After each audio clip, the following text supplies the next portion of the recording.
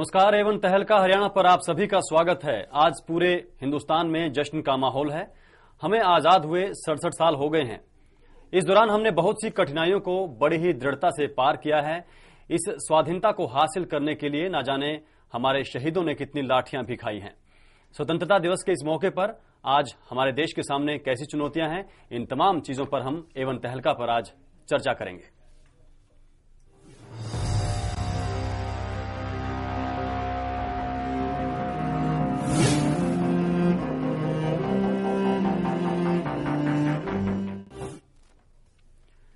तो आज देश के युवाओं के सामने, देश के अलग अलग वर्गों के सामने कई तरीके की चुनौतियां हैं। 67 साल पहले जब देश आजाद हुआ था, तब हमारे जवानों ने, हमारे शहीदों ने क्या सपने देखे थे और आज हम उन पर कितना खरा उतर पाए हैं।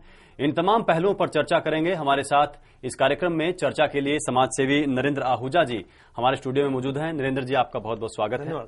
कार्यक्रम में चर्चा के लिए हमारे साथ और भी खास मेहमान इस कार्यक्रम में जुड़ेंगे, उनसे भी हम राय लेंगे और देश के युवा, हरियाणा के युवा, उनसे सवाल भी आज पूछ सकेंगे। नरेंद्र जी, सबसे पहले मैं आपसे ये जानना चाहूंगा कि जब देश आजाद हुआ था, तब किस तरीके के सपने की बातें हमने सुनी हैं या किताबों में पढ़ी हैं, जो महात्मा गांधी से लेकर और दूसरे शहीदों ने सोची थी, जिनके पास देश की बागडोर थी, किस तरीके का भारत बनाना चाहते थे और आज हम उस सपने पर कहां तक पहुंच पाए हैं? जी बिल्कुल, निश्चित रूप से जिस स्वाधीनता के लिए, इस स्वाधीनता संग्राम के अंदर अपना सर्वस्व आहूत करने के उपरांत, अपने प्राणों की आहुति देने के उपरांत जिन शहीद क्रांतिकारियों ने इस देश को गुलामी से, दास्ता से मुक्त करवाया और एक स्वाधीनता हमें प्राप्त हुई और आज हम सक्षम हैं एक स्वाधीन देश के अंदर स्वतंत्र रूप से कार्य करने के लिए। लेकिन उन शहीदों ने जिन इच्छाओं को लेकर के इस स्वतंत्रता संग्राम को लड़ा और अपना सर्वस्व आहूत कर दिया, अपने प्राणों की आहुति दे दी, आज एक राष्ट्र की आयु के संदर्भ में 67 वर्ष की आयु कोई अधिक आयु नहीं होती। इसे हम राष्ट्र की आयु के संदर्भ में एक बाल्यावस्था कह सकते हैं। लेकिन जिन सपनों को लेकर के महात्मा गांधी ने या समस्त शहीदों ने, क्रांतिकारियों ने अपने प्राण आहूत किए, हम शायद उन सपनों को पूरा नहीं कर पा रहे हैं। वो सपने थे कि हमारा देश विश्व के सर्वोच्च शिखर पर होगा, हमारा देश विश्व का सिरमौर होगा, लेकिन शायद हम उसमें पिछड़ गए हैं, रह गए हैं। जी बिल्कुल, अलग अलग पहलू हैं जो आज भी हमारे देश के सामने चुनौती बनकर खड़े हुए हैं। अलग अलग वर्ग के लोग हैं जो शायद उतना आजाद नहीं हो पाए, कुछ और तरीके की गुलामियों में जकड़े हुए हैं। सबसे पहले इस देश की आधी आबादी यानी एक औरत अपनी आजादी को लेकर क्या सवाल कर रही है, इस बारे में सुनते हैं। एक औरत के सवाल सुनते हैं और फिर उस पर चर्चा भी करेंगे।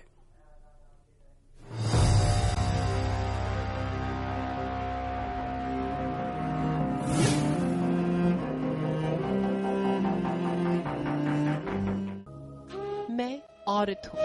मर्दों पर तो सिर्फ एक घर की जिम्मेदारी होती है, लेकिन मैं तो 2 घरों को संवारती हूँ। लेकिन तुम लोग मुझे दूसरे दर्जे का समझते हो। जब तक मैं पत्थर की मूर्त हूँ, तब तक तुम माँ कहकर मेरी पूजा करते हो।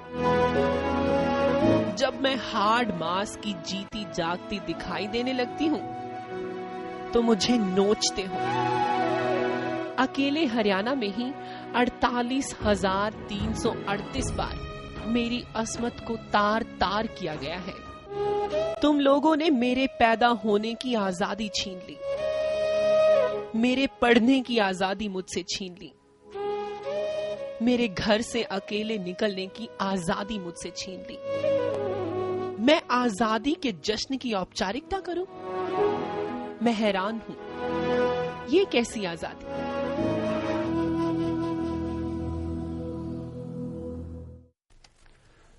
तो देश की महिलाएं आज भी कई तरीके की चुनौतियों से जूझ रही हैं। उनके खिलाफ अपराध कम होने का नाम नहीं ले रहे हैं। नरेंद्र आहूजा जी हमारे साथ बने हुए हैं।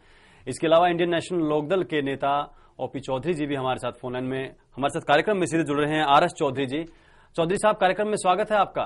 धन्यवाद जी। चौधरी साहब, आपसे जानना चाहेंगे, आप देश की राजनीतिक बिरादरी से संबंध रखते हैं।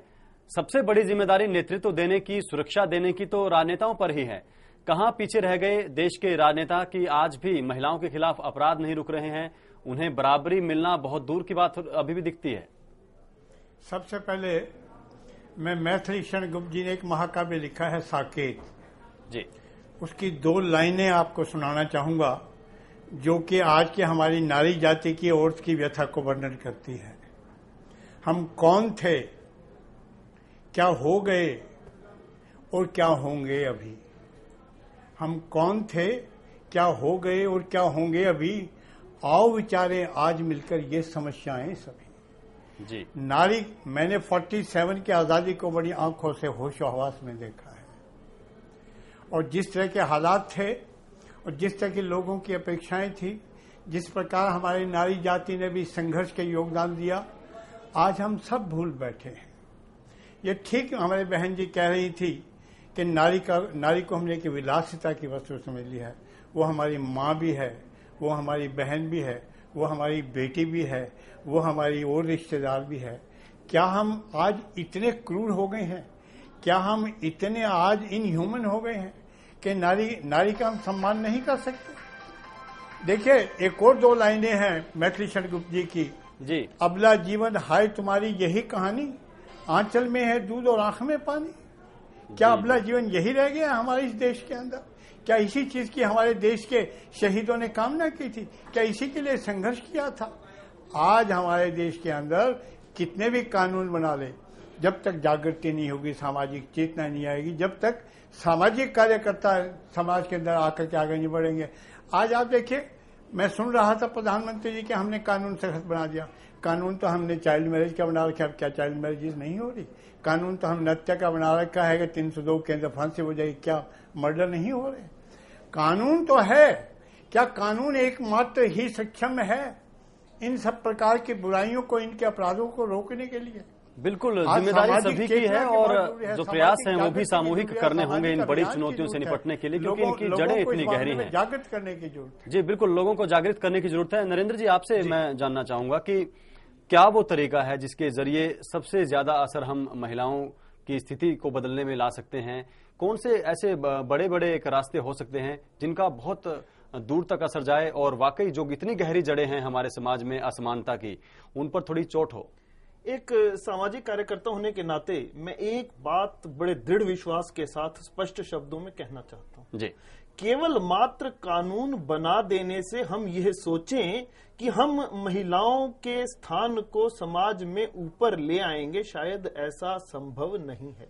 इसके लिए समाज को स्वयं कार्य करना होगा और समाज को ही नहीं जी, अपनी इस दुर्दशा के लिए महिलाओं को स्वयं उठ करके आगे आना होगा। और नारी सशक्तिकरण केवल और केवल कहने मात्र के लिए नहीं, शारीरिक, सामाजिक, आर्थिक, तीनों तरह का सशक्तिकरण जब नारी के अंदर आएगा। और नारी, कह रहे थे नारी अबला, मैं अबला नहीं मानता, मैं नारी को सबला मानता हूं। नर से बढ़कर नारी 2 मात्रा भारी। मैं कैसे कह दूं कि नारी किसी भी मायने में नर से कमजोर है? कोई भी क्षेत्र उठा करके आप देख लें, किसी भी क्षेत्र में, किसी भी पद पर, किसी भी स्थान पर कोई ऐसी जगह है जहां पुरुष बैठ सकता है, वहां महिला ने बैठ करके ढंग से उस कार्य को नहीं किया। लेकिन नारी को ये नाम भी तो समाज शास्त्रियों ने ही दिया है, विद्वानों ने दिया है। साहित्य समाज का ही दर्पण होता है। ऐसे हालात हैं, कहना मजबूरी हुआ है कहीं ना कहीं लेखकों की, विचारकों की, तभी तो इस तरीके के नाम देने पड़े हैं। क्या ये भी उन पर हावी हो रहे हैं कि उनकी छवि ऐसी बना दी गई है, उनके बार बार ऐसा कहा जाता है कि आप अबला हैं, या इस तरीके की बातें कही जाती हैं कि नारी में इसी तरीके से इतिहास ये रहा है, हमारी संस्कृति ये कहती है कि उनको घर में रहना चाहिए। ये भी एक बोझ है उनको खुलकर सामने आने से जो रोकता है? निश्चित रूप से हमारे समाज के अंदर भ्रांतियां हैं, अंधविश्वास हैं, पाखंड हैं। और इन भ्रांतियों, अंधविश्वासों और पाखंडों का दीमक हमारे राष्ट्र के इस बहुत बड़े वट वृक्ष को अंदर से खोखला कर रहा है। यह भी एक भ्रांति है कि नारी अबला है। नारी अबला कदापि नहीं है। और नारी इतिहास में इस बात को कई बार सिद्ध कर चुकी है। क्या बार बार सीता को अग्नि परीक्षा देनी होगी और ये पुरुष प्रधान समाज नारी की अग्नि परीक्षा बार बार लेता रहेगा? क्या इस देश की प्रथम महिला प्रधानमंत्री ने जो लौह पुरुष जैसा कार्य किया और बांग्लादेश जैसे एक नए राष्ट्र का विश्व के मानचित्र पर उद्गम हो गया, एक जन्म दे दिया गया एक नए राष्ट्र को, क्या कोई पुरुष ऐसा सोच भी सकता था? हम कैसे कह लें कि नारी केवल और केवल अबला है? मैं इस बात को नहीं मानता। केवल और केवल नारियों को स्वयं एक चेतना जागृत करनी होगी और हमें भी एक बात माननी होगी, यत्र नार्यस्तु पूज्यन्ते रमन्ते तत्र देवता। जब हम नारी को सम्मान की दृष्टि से देखेंगे तभी नर और नारी की बराबरी की बात कर सकते हैं। जी चौधरी साहब, नेतृत्व देने का काम तो उनके हाथ में होता है जो सत्ता में आते हैं या जिनके पास ताकत रहती है। कितने ईमानदार प्रयास अब तक हुए हैं नारी को, महिलाओं को बराबरी का सम्मान दिलाने के लिए? और जो सुरक्षा, आज तो सुरक्षा पर आ बनी है, वो सुरक्षित नहीं है महिलाएं, बच्चियां। कितने ईमानदार प्रयास दिखे हैं अब तक? 67 साल हो गए देश को आजाद हुए। देखिए, आज ये ठीक है कि सत्ता में जो लोग बैठे हुए हैं उनका एक दायित्व है, या सत्ता के लिए जो संघर्ष करते हैं उनका भी एक दायित्व है। बिल्कुल। आज नारी क्यों भटक रही है? आज नारी को हम अबला क्यों कहते हैं? नारी को हम सबला क्यों नहीं कह सकते? क्योंकि जो पहले नारी का सम्मान था, आज देखिए, पहले नाम किसी का रखा है सीताराम, सीता का नाम पहले, राम का नाम बाद में था। राधा कृष्ण, राधा का नाम पहले था, कृष्ण जी का नाम बाद में था। तो नारी का जो सम्मान पहले समाज के अंदर था, इस देश के अंदर था, इसी देश के अंदर था, आज उसी देश के अंदर आप भी देख रहे हैं कितने बलात्कार की घटनाएं हो रही हैं, किस प्रकार से मोलेस्टेशन की घटनाएं हो रही हैं, किस प्रकार से छेड़छाड़ की घटनाएं हो रही हैं, दिन दहाड़े हो रही हैं। अभी पिछले दिनों हुआ केरला के अंदर, एक लड़की को कोई आदमी सामने नहीं आया। हम बात तो करते हैं कि समाज आए, आगे समाज आए, लेकिन जब किसी औरत के साथ कोई अन्याय हो रहा होता है तब कोई आगे नहीं आता। ये ठीक है कि कानून अपना एक रोल अदा करता है, कानून सब कुछ नहीं कर सकता, लेकिन फिर भी अगर कानून पालना करने वाले, कानून को एनफोर्स करने वाले यदि सख्ती से करें, समाज के अंदर ये भय हो कि इस प्रकार का अगर मैं कार्य करूंगा तो मुझे इस प्रकार से दंडित किया जाएगा, तत्काल दंडित किया जाएगा। हमारी कानूनी प्रक्रिया, अब ये भट्टा जी बैठे, इनको तो पता है, मैं भी लॉ ग्रेजुएट हूँ दिल्ली यूनिवर्सिटी का, कानून की प्रक्रिया कितनी लंबी है। आज किसी को, आज जिसको दामिनी का केस हो, आज तक उसका फैसला हो पाया? कब दिसंबर के अंदर हुआ था, आज अगस्त आ गया है जी। अभी किसी एक बालिका के साथ हुआ था, पता नहीं कितना समय लगेगा। जब तक हम ये कानून को इस तरह का नहीं बनाएंगे कि 15 दिन, महीने के अंदर उसको सजा हो जाए, तब तक इस कानून का कोई सरकार नहीं करेगी, कोई पुलिस व्यवस्था नहीं कर सकेगी। आज हरियाणा के अंदर तो जिस प्रकार का बुरा हाल है, और देश में भी बुरा हाल है, हरियाणा का क्या कहोगे? बिल्कुल बड़ी चुनौती है, पूरे देश में ही स्थिति गंभीर है। और जब हम आजादी का जश्न मनाते हैं तो सिर्फ उसको एक छुट्टी का दिन समझकर या फिर सुबह प्रधानमंत्री का भाषण सुनकर आजादी को मनाने की अपनी औपचारिकता को पूरा ना समझें। इस पर विचार करें कि वाकई जो आजादी आनी चाहिए थी देश में, उसके लिए किन किन और चीजों की जरूरत है। अलग अलग पहलुओं पर इस कार्यक्रम में चर्चा करेंगे। महिलाओं की तरह ही एक बड़ा वर्ग, एक बेहद महत्वपूर्ण वर्ग इस देश का किसान है और देश की अर्थव्यवस्था में बेहद अहम भूमिका अदा करने वाले इस देश के अन्नदाता की भी कुछ समस्याएं हैं। खासतौर से हरियाणा के संदर्भ में ये और ज्यादा महत्वपूर्ण हो जाता है कि हम किसानों को आज के दिन क्या चुनौतियां हैं उन पर भी चर्चा करें। आइए पहले किसान की जुबानी सुनते हैं कि आज वो इस आजाद देश में कैसा महसूस करता है।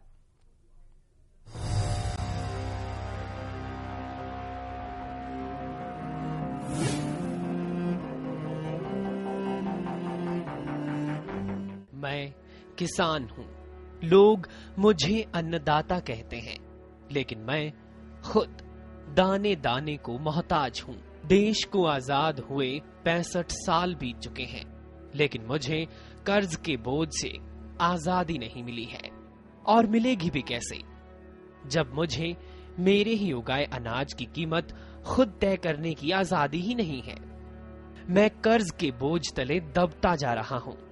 आलम यह है कि हर दिन मेरे 3 भाई कर्ज की वजह से खुद को जिंदगी से आजाद कर लेते हैं। अब तो ये रास्ता भी मुश्किल है, क्योंकि बीमे वाले आत्महत्या करने पर पैसे नहीं देते। इसीलिए अब अंग बेचने की आजादी चाहता हूं। मैं हैरान हूं, ये कैसी आजादी?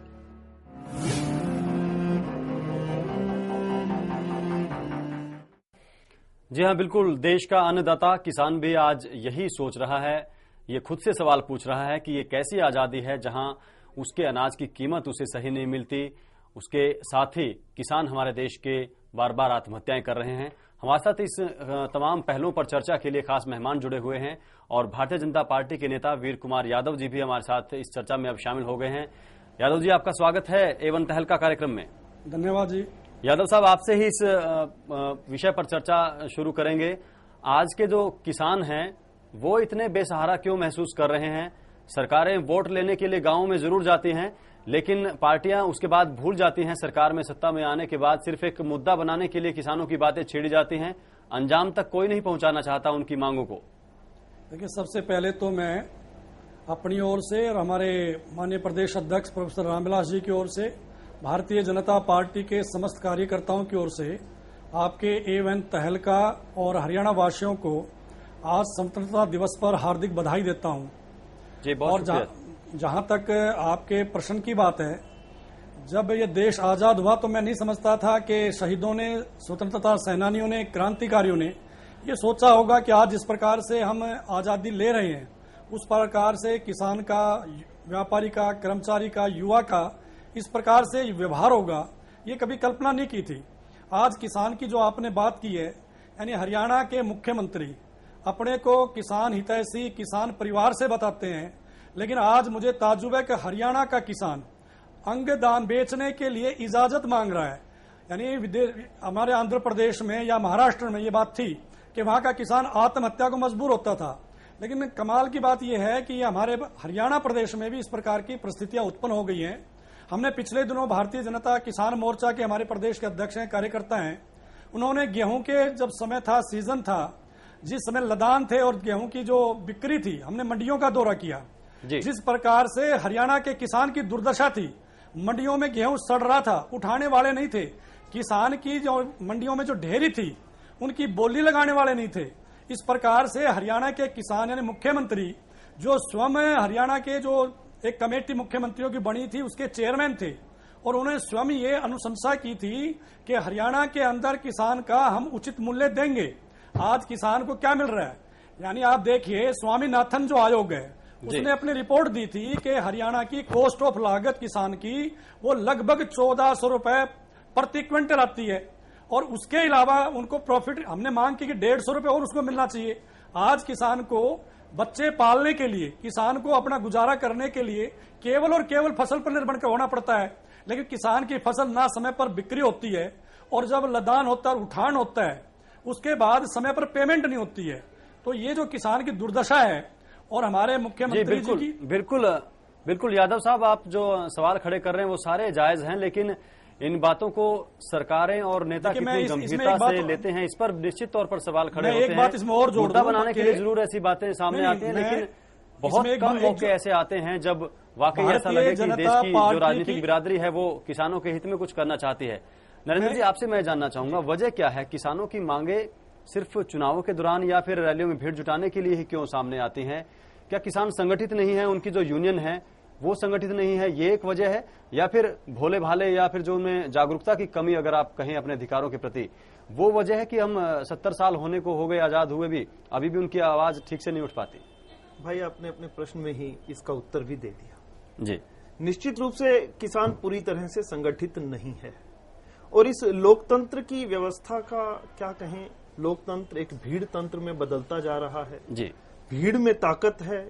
जहां ये लगता है कि ये एक भीड़ सामूहिक रूप से एक मांग कर रही है, उस मांग को मान लिया जाता है। जी, यहां जब तक किसान संगठित होकर के अपनी फसलों के लिए, अपने उगाए हुए अन्न के लिए समर्थन मूल्य की मांग नहीं करेगा, तब तक शायद ये समर्थन मूल्य उन्हें प्राप्त हो पाए, ऐसा प्रतीत नहीं होता। लेकिन एक बात मैं हट करके जरूर कहना चाहता हूं। जी, किसानों को खुद अपनी फसल को लेकर के मंडियों में आना होगा और इन आड़तियों और बिचौलियों को बीच में से निकालना होगा।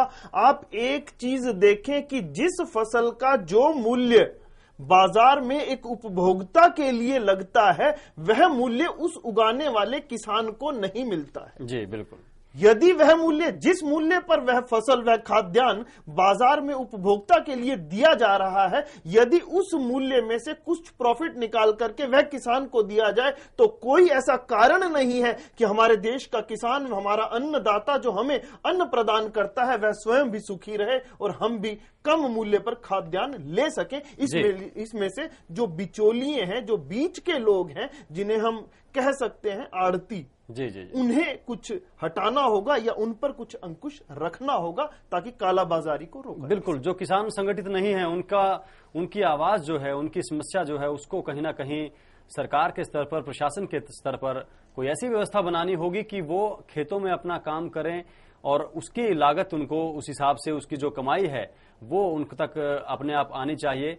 चौधरी साहब, आपकी पार्टी भी किसानों से जुड़े मुद्दों को बार बार उठाती है, लेकिन फिर भी ऐसा क्यों है कि आज के दिन हमारे पास किसानों के बारे में चर्चा करते वक्त सिर्फ सवाल हैं, जवाब कोई भी नहीं है। देश की सरकार अब खाद्य सुरक्षा कानून लेकर आई है, खाने की गारंटी देना चाहती है, लेकिन जो भोजन का, अन्न का उत्पादन करता है वो सुरक्षित रहे, उसका घर खुशहाल रहे, इसकी गारंटी देने को कोई तैयार नहीं है। आज जो किसान कड़कती सर्दी या तपती धूप के अंदर धरती का सीना चीर करके इस देश का पेट भरता है जी, आज उस किसान की कोई सुनने वाला नहीं है। आप अभी मेरे साथी यादव जी बता रहे थे कि स्वामीनाथन कमीशन ने 1400 रुपये निर्धारित की। मैं यादव साहब की सूचना के लिए बताना चाहूंगा कि हमारे अपने सरकार के कृषि विभाग ने मुख्यमंत्री जी की सहमति से CACP commission, agriculture price and commission, cost and prices commission को भेजी थी। उसमें उन्होंने लिख करके भेजा था कि हरियाणा के अंदर 1 क्विंटल गेहूं पैदा करने की कीमत 1613 रुपये प्रति क्विंटल आती है जी, 1613 रुपये प्रति क्विंटल लागत आती है। और अभी आज के दिन समर्थन मूल्य कितना है चौधरी साहब, ये भी दर्शकों को बता दीजिए। नहीं, आज 1350 रुपये दे रही है जी जी, भारत सरकार। पिछले साल के आंकड़े बता रहा हूं, पिछले साल के अंदर हरियाणा सरकार ने commission of agriculture and cost prices को रिकमेंडेशन भेजी थी कि हरियाणा के किसान की उत्पाद कीमत 1613 रुपये प्रति क्विंटल है। इस साल 1750 भेजी है।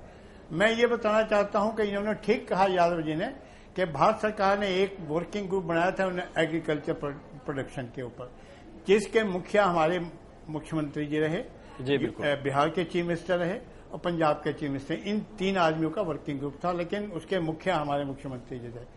और उस वर्किंग ग्रुप ने यह सिफारिश की थी कि जो किसान की लागत मूल्य आती है 1 क्विंटल गेहूं पैदा करने में, उसके ऊपर उसको 50% अतिरिक्त राशि लाभ के रूप में या उसकी मेहनत के रूप में दी जाए, यानी 1600, 800, 2400 रुपये दी जाए। इसके बावजूद हम 1350 रुपये दे रहे हैं। आप ये देखिए, हमारी कथनी और करने में अंतर है। क्या मुख्यमंत्री जी हरियाणा के किसान को वो कीमत नहीं दे सकते थे जो स्वयं इन्होंने CACP को रिकमेंड करके भेजी थी? किसान का हितैषी होने का तो दावा कर देते हैं, दोनों हाथ फैला करके हम कह देते हैं हमारे से बड़ा किसान का हितैषी कोई नहीं है, लेकिन ये कथनी और करने में अंतर है। आज मेरे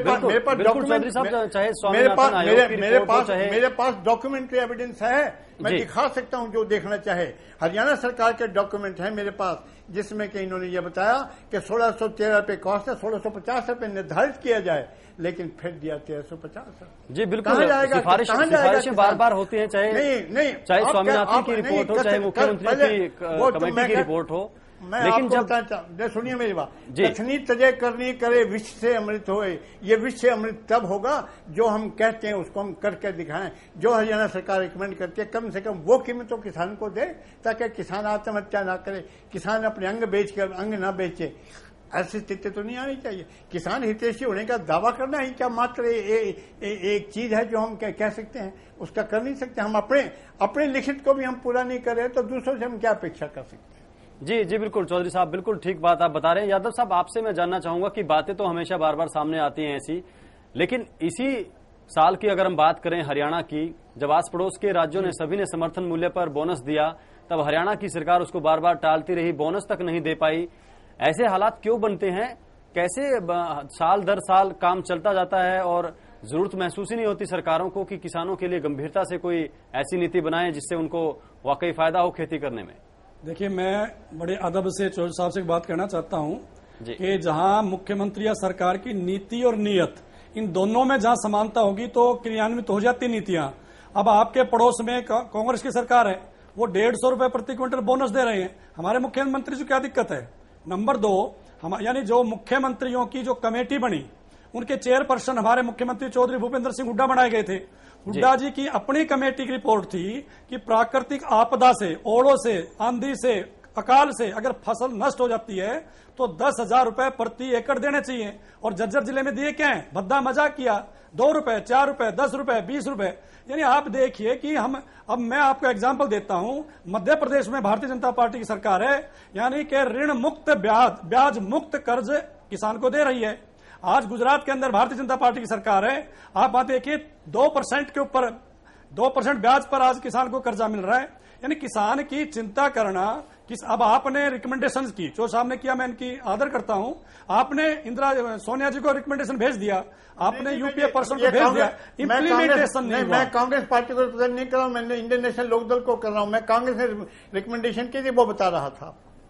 रिकमेंडेशन से बात नहीं बनने वाली। मैं वो रिकमेंडेशन सरकार ने की थी, हमारी पार्टी जो मांग की थी कि उसके आधार पर 2400 रुपए दिए जाए, जो रिकमेंडेशन की। दूसरी बात मैं ये कहना चाहता हूं, अब देखिए किसान के लिए आज मंडियों के अंदर आपने देखा होगा, मंडियों में दुर्दशा थी। आज जो आड़ती है, जो हमारे अभी आपके बैठे अंदर गेस्ट, अभी एक बात आ रही थी, मंडियों के अंदर हमने दौरा किया, 60 मंडियों में हरियाणा की में हम और भारतीय जनता पार्टी के हमारे अध्यक्ष महिपाल ढांडा है, हमारे और कार्यकर्ता हैं, हम गए। यानी किसान 10-10 दिन तक उसकी ढेरी को, यानी कि तोलना तो दूर, यानी उसके ऊपर आपकी हैफेड है, मार्केफेड है, एफसीआई है, जो सरकारी एजेंसीज है जिनके जुम्मे किसान के गेहूं को परचेज करना है, वो एजेंसीज आती नहीं थी। फिर तोल के नाम पर घटाती है, फिर लदान के नाम पर जो आपको कट्टे बोरी चाहिए उनके नाम पर। और जब तक वो सारी ढेरियां के तोलने के बाद, लदान होने के बाद स्टोर में जमा नहीं हो जाती, तब तक अदालत यानी आड़ती उसको पेमेंट नहीं करता। हमने पूछा पेमेंट क्यों नहीं करते भाई, किसान से आपने 10 दिन हो गए अनाज ले लिया। उनका कहना यह था कि एफसीआई, हैफेड या जो दूसरी सरकारी एजेंसीज हैं, इनके जब तक गोदान में गेहूं नहीं चला जाएगा ये पेमेंट नहीं करते। अब इसमें किसान का क्या कसूर है?